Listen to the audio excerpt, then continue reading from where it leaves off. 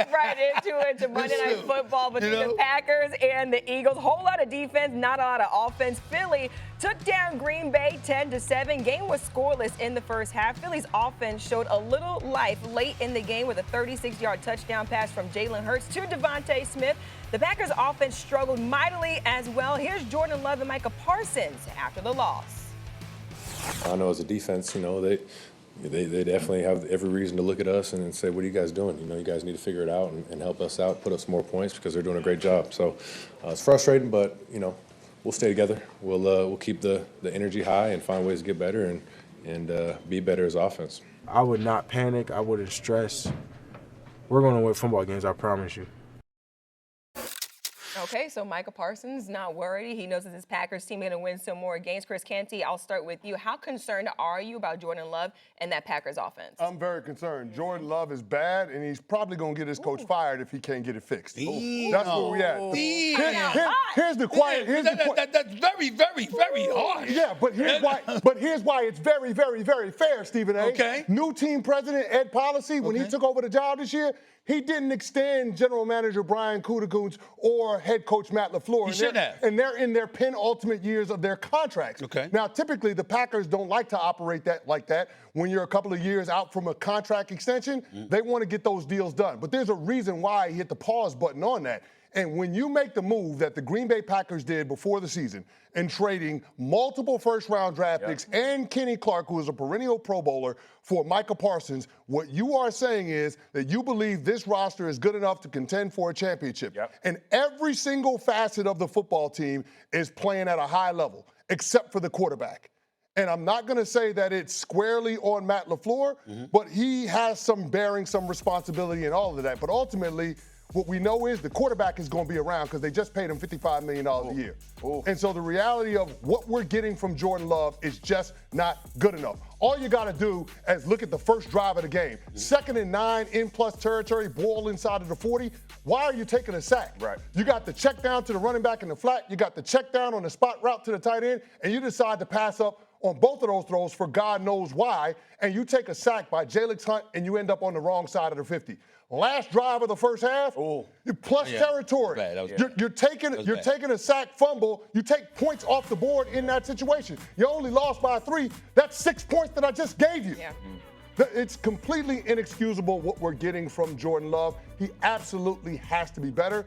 The stats tell a different story than the play that we're getting from the quarterback on the field. It's just not good enough. I'm not sure it tells a different story. You talk about the 3 losses that they've suffered this year. 3 losses that they've suffered this year, Jordan Love is averaging 211 pass yards per game, 1 touchdown pass, 3 turnovers, a 78.3 passer rating. Those are in the 3 losses. In the 5 wins that they've had, 30 points per game, 269 yards passing, 12 touchdowns, just 2 turnovers. Now, the kryptonite, Jeff, might just be the Eagles. His 3 losses to them, 2 last year, this year, 0-3, 55% completions, 2 touchdown passes, 5 turnovers. That might be his kryptonite, running into those brothers. Somehow, some way, they got his number. So we got to look at it from that standpoint. Certainly, you can look at Lafleur. You got to look at him because you got to figure this out. You've been around long enough. You've been coaching this kid long enough. We shouldn't be seeing these kind of mistakes. So I get that part. But in the same breath, it is the Eagles most of the time. This is a problem, not necessarily with everybody else. I know I brought up the losses to the Browns and the Panthers. I got that part. But not just the losses, Stephen A. It's what the losses look like. I know that. I'm talking about him. But here's the thing. The reason why they lost the Browns game was because of a pick that Jordan Love threw on 3rd down late in that game that led to Cleveland getting a touchdown. But the reason why they lost to the Carolina Panthers, a pick that Jordan Love inexplicably threw in triple coverage. In other words, you're saying, and one that should have been a pick in the end zone. All right, well, then what we're saying is if we're going to go by what you're saying, what we're saying, I'm going to come to you, Jeff. What we're saying is this. Damn it. The quarterback play is on the head coach. Now, you got to get a quarterback coach up in there, or you got to know how to do it yourself because the quarterback will get you fired. Because if you're looking at everything else with Green Bay right now, it's hard to have a problem with him. And then last night, you got to remember, he's got a little excuse because Kraft, that was his number 1 receiver at the tight end spot. That was the most productive person that he could rely on. And that cat is out for the rest of the season with the ACL. So it's not like Kraft was out there last night. So you got that as an excuse, but still in all, they got to get it together because we know you ain't going to win if it's going like this. Watson just came back. I'm going to say this, though, and I appreciate because I've been rough on Love this morning as well. But I will say this. Matt Lafleur is creating kind of his own problems as well. Like they had 2 penalties. They had offsides twice. They had misalignments. They got drops. Like they're the not illegal polished. formation in the beginning of the fourth Because quarter 70 hurt. right, yeah. Because that's a 22-yard completion to Christian Watson, get you in the low red zone. 100%. And so you're seeing a lot of errors made by this football team. And I'm going to say this too. They don't run it well. Like everybody acts like their offensive line has been okay. And last night, the Eagles got after them. The Panthers, when I look at this football team, I would tell you when they were their best last year, they ran their offense through Josh Jacobs. They got real physical last year, right? They started playing this style. I think that was their plan last night against the Eagles. And the Eagles, they shut them. They had 3.5 yards of carry. I think that Josh averaged. He has a big run for a touchdown. They're in the game. My problem with Jordan Love is he doesn't make those around him better. And when you're going to go with the philosophy they've gone with, which is first round draft picks at receivers, or you're going to get a true one or whatever their concept is, he makes mistakes and doesn't put the ball where it should be placed all the time. That he can be inaccurate. When he plays really well, it's typically not big moments. And I think last night that's a playoff game. You got to show me you're ready to win those playoff games. But I think Lafleur, he has to figure this thing out. I think it's not just Jordan Love. I think it's a group and Lafleur has to be. And the reason I say that, I watch Ben Johnson and Caleb Williams. And Caleb Williams is figuring out. You think about this last game. He had a quick out in the red zone where he throws the ball to the tight end, bending out. And I mean, his third step hit, that ball is coming out. Mm-hmm. Like Jordan Love didn't do that last night, and the pressure was getting home. That to me goes to coaching. I'm not disagreeing with you, but that's where I have a hard time just pinning it on Matt Lafleur, because it's not as if. Oh, that's fair. The receivers are open because Lafleur is not. No, they are open. Yeah. They are open. Yeah. The dig that he had to Romeo Dobbs, he wide open, Stephen A. Yeah. I'm not saying none were ever high open. school standards, he's open. Yeah. Okay. Some of the checkdowns are there. To me, the biggest difference in that though. game, Stephen A., the biggest difference in that game was one quarterback being willing to take the layups and the other one not. Yeah. The biggest play in the game was Jalen Hurts throwing a swing pass 5 yards to Saquon Barkley and then taking it 40 yards. It's the most explosive play we had in the game last night. Yeah. If Jordan Love isn't going to be willing to take those throws, then as a play caller, as a play designer, how do you put together an offense that's capable of sustaining drives? But when you had a Kraft there available, and that's who your reliable weapon is, and he's gone, it's just showing the absence of trust in the others. Yeah. And it shouldn't be that way. It really, really shouldn't, but it does show us something. But they had 3 drops, right? I think Watson dropped, Dobbs dropped going across with 2 hands on the ball, and there was one more. I can't remember who the next drop was. But when you're the quarterback and you're struggling, you got to have guys pick you up. They didn't pick him up last night either. That was when you're talking to Micah Parsons, he understands they're going to win a lot of games because defense does win games, and they typically win playoff games. But that was one of the most disappointing performances offensively I've seen, because it was like no part of their offense really showed up and flashed, which Lafleur is known, but every part kind of let him down at different moments. I thought Josh Jacobs ran the football hard. I thought he ran the football hard. He doesn't give them enough explosive. Well, their line got banged up last night, right? And their line hasn't been healthy all year. If we're keeping it about, exactly. So there is that part. But listen, man, I'm at the point now with the Green Bay Packers where I got to echo the sentiments of my co-host on Unsportsmanlike, Michelle Smallman, who's a Packers backer. She calls them the Green Bay gaslighters. Yeah. That's where we're at right now, because we think that they should be championship contenders based on the roster that they've been able to put together. Yeah. We think that they should contend at a championship level when you add a guy like Micah Parsons, who has the most pressures, most games with 5 or more pressures since 2021. Yeah. They're not there. Right. This team right now is fighting for their playoff lives. Yep. That's true. And that's how we have to reframe the conversation around Green Bay. We're getting ready to get into the Eagles in a second, but before we do that, let's go back to the Green Bay in this regard, okay? So you had this cat Wicks. He dropped a pass. Dobbs dropped a pass, right? Melton dropped a pass as well, right? So we got to remember that too, okay? You're talking about the wide receivers. You're talking about a Green Bay Packers wide receiver team that came into this game with 1 dropped pass. Yeah. 1 dropped pass. Right. All season before Monday night. Yeah. I mean, it could be about the Eagles now. Yeah. It could be about them. And the pressure breaks pipes. Come on now, Monday night. Yeah. It's Lambeau Field. Yeah. You know, the Eagles had their way with you. They knocked you out of the playoffs last year. The reigning defending Super Bowl champions come in. We all over the airways talking about how important that game was for Green Bay last night. For sure. And Kraft is gone. So it's on you now, because you know that's what, you know, Lafleur. You know that's what he said. Yeah. You know that's what he said. You know what I'm saying? But Stephen A. That's what it is. But Stephen A. Chris, go ahead. That's what the money's for. I know. That's what the I ain't making excuses. I'm just pointing it out. Here's what I can't get Okay. past, and I get the Philadelphia Eagles, reigning Yep. defending champs, Yep. all of that stuff.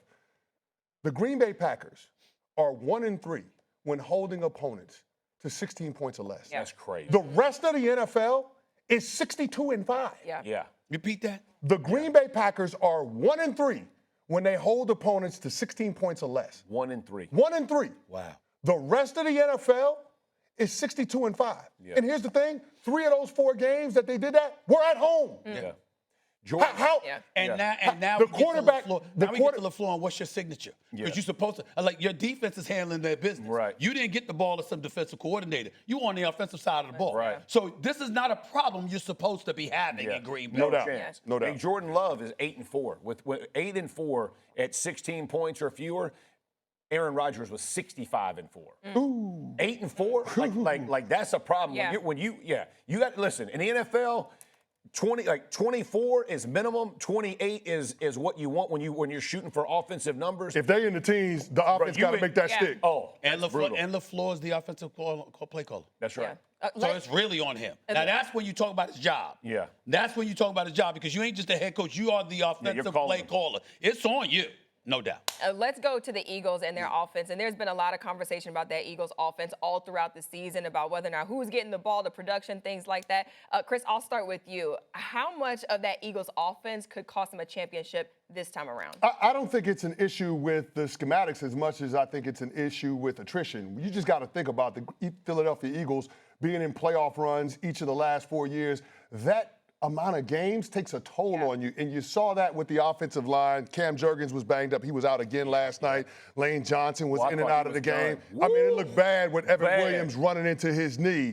I'm glad he was able to come back into the game, but that did not look good. No. So that's the biggest concern I have with the Philadelphia Eagles. Can they get to the finish line healthy? Because if they are, I don't know that there is a head coach quarterback combination, considering everything involved, that I trust more when it comes to postseason play. And I get that people want to throw out the LA Rams as one of those teams, Sean McVay and Matt Stafford. Yeah, but guess what? The Philadelphia Eagles BTA to the LA Rams 4-0 over the last 3 years against the Rams. So you got to miss me with all of that. When it comes to head coach quarterback combination, Jalen Hurts, Nick Sirianni. I gotta give them the benefit. I gotta give them the benefit of the doubt. Y'all just fired up about it. I look at it a little bit differently, Amina. Yeah. It's a scary thought considering that they have the best record in the conference and they haven't come close to playing their best football. Oh, yeah, no. And I'll say this about the whole idea that could their offense cost them, blah, blah, blah.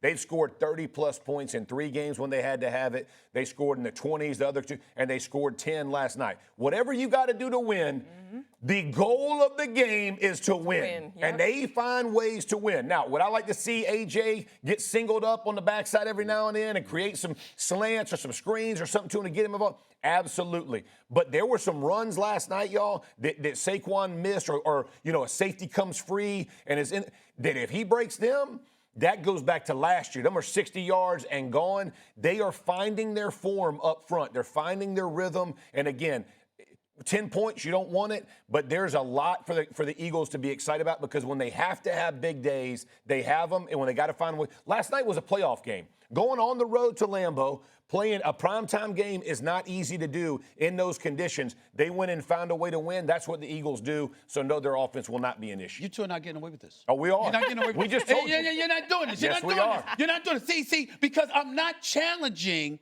what you're saying in terms of it being right. Like, okay, you're going to break down the Eagles. They find a way. When I got that part. But this is what y'all taught me. You understand? Yeah. Hey, Stephen, you know what I'm saying? Even though I'm the one that came up, fluid. It's fluid. I came up with that because y'all would say stuff is fluid. You got to go week to week. You can't be going off of what happened last year. You can't be going off of what happened a month ago. You got to see it in real time. And what we're seeing is the Eagles. You targeted Brown 2 times in the first quarter, and then you didn't target him again until the final drive of the damn game. And by the way, the effort by A.J. Brown on that part wasn't just about the throw. The effort looked sluggish. You understand what I'm saying? he didn't look like he was really, he just didn't look like he really, really went for it. If you watch that last play, okay? 3 targets for the game, 13 yards. By the way, when they target him 2 times or less or 3 times or less, they're undefeated, by the way, like 3-0. So I understand. The Philadelphia Eagles find a way to beat you, but that doesn't mean that's something that won't come back to haunt you when it really, really counts, because I got to take into account, I got to take into consideration what I'm looking at within the rest of the NFC. Seattle didn't look this way last year. Detroit did, but now their offense looks even more potent. You got to wonder about them. You're looking at Green Bay. Their defense is real. What if Jordan Love does get it together? You're looking at Matthew Stafford. As good as he is, look at how good he's playing. I'm just saying I can look at it and say, yo, right there, what I'm seeing right now, that ain't going to get it done. I'm not saying they're going to continue to play that way. Please don't get me wrong. They're the reigning defending Super Bowl champions. I'm just saying that performance right there. If you sat up there and you saw me, right? If you saw me right there, right, and I come on the air, right, I'll sit next to you just Saturday, and I come in on a Tuesday. Yeah, you know, how you doing, man? Y'all going to be like, what the hell wrong with you? We don't give a damn about what happened Monday. We don't give a damn about next week. What's wrong with you right now? That's not Stephen A. No. I can't be mumbling like Shaq. You know what I'm saying? Not Shaq catching a stray. You know what I'm saying? Oh, Barkley, cover for that point, fit that point. Yeah, none of that. I mean, I can't do that. You understand? I got to be Stephen A. You're going to be like, yo, what's going on? No. That's what I'm saying. No. Right now, we living in the moment. What have you done for me lately, like Janet Jackson used to say? All right. That's what we're talking about, Jeff.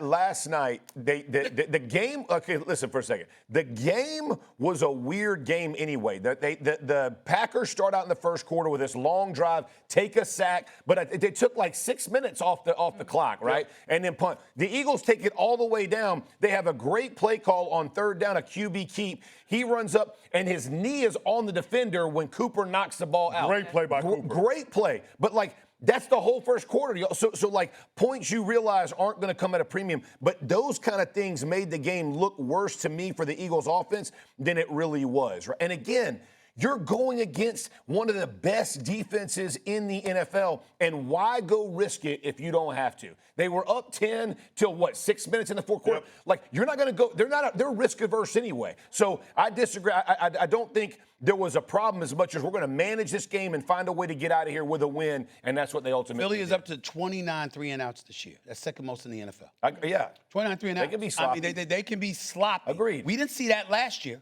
Well, we got to take into account what we see in this year.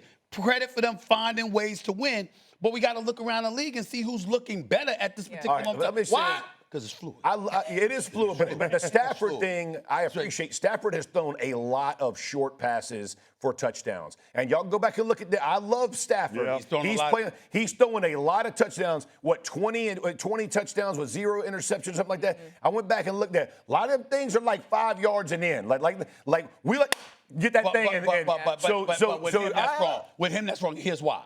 Because we know not all of them have been the case, and we know the others that haven't been short is something he is fully capable of doing. No doubt. On the regular. Don't do that to him. But I'm just saying. This ain't Sam Darnold or Daniel Jones. This is Matthew Stafford. That's what I said. Did you see Daniel Jones? Wow. Did you see the Warrior? Did you see the Warrior Daniel Jones? Don't give me that. Blood coming out of his mouth. You need to stop it. Listen, the bottom line is this. We're seeing something that's foreign to us from them. We're seeing nothing that's foreign from Matthew Stafford. Whether it's short dip and dunk or throwing it long, this brother as a quarterback can do it all with that arm of his. Stop it. That's Matthew Stafford. I agree with that. I'm just saying, don't be blasphemous. Be careful. Don't be blasphemous. Be careful crowning folks. Crowning him? He's a champion. No, what are you talking about? No, I'm saying right now. I'm saying right now. You not crowning Daniel Jones? For sure, right now. Did you see the Warrior in him? Did you see the Warrior in him? Where was it against Pittsburgh? I know, bad day. We battled back, though, Stephen A. Battled back.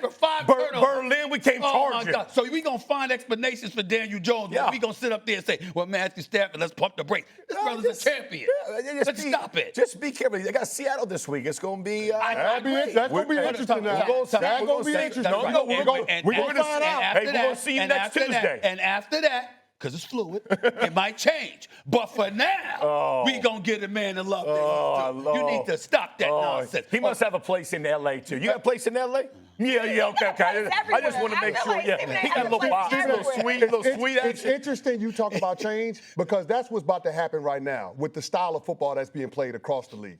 Jeff Saturday knows this very well. Yep. It's a different type of football in November and December than it is September and October. Sure. So you keep talking about the concerns that the Eagles offense presented to you in the first half of this season through the first 9 games. I'm just going to learn you on this one. Yep. When it comes to being able to adapt to the style of football that's going to be played, you'd be hard-pressed to find a team in the NFC that's better equipped from a personnel standpoint, from a system standpoint, to be able to go with that change than the Philadelphia Eagles. Yeah. I'm just going to tell you that. I'm just going to tell you like that. Hey, we don't play them indoors. No. Hey, Seattle on the road this year. Beast. On the road over the last 2 years. Listen. Come on now. You picking them in the link in the playoffs? I don't know yet. So the playoffs are a different story. Hey, listen, Just like you said, I would pick the Eagles right now, but I reserve the right to change my mind. I love the Seahawks. I love the Seahawks and Sam Darnold. I don't know that they're going to win their division. I can guarantee you this. Well, that's not saying a lot. It's a tough the Phillies division. with Dallas and the Giants and the Commanders. I mean, that's not saying, I mean, damn, you really stepping out of there. The conversation, the debate was, is the Eagles' offense going to cost them? That's right. And I'm telling you, if the Eagles are guaranteed to play them playoff games in the link, the answer to the question is no. The offense ain't going to cost them because they're going to find a way to win. And guess what? The head coach of the Eagles got the best winning percentage since he's been the head coach Let him in know. 4 games. Let I'm him just going know. to put it out there. Let him know first take. Let him know. put it out there. Me and Canty on. Steve ain't getting work this morning. Getting work this morning. Hold on, you lost the argument the second you brought up Daniel Jones. No. You see his face? The warrior Daniel Jones. Just a little bit. All right, let's get out.